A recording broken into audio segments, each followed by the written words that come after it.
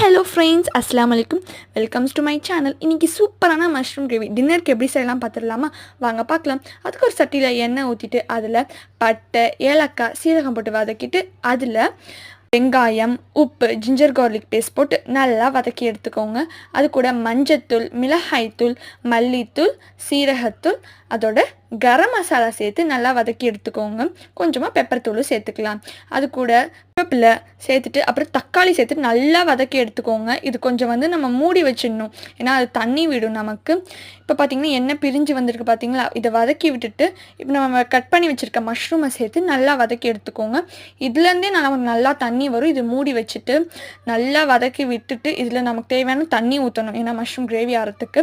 First அது குழம்பு மாதிரி வச்சு தண்ணி ஊற்றிடலாம். நல்லா உடனே நமக்கு சூப்பரான கிரேவி வந்துடும். இல்லை கசூரி மேத்தி சேர்த்துட்டு சர்வ் பண்ணிங்கன்னா சூப்பராக இருக்கும்.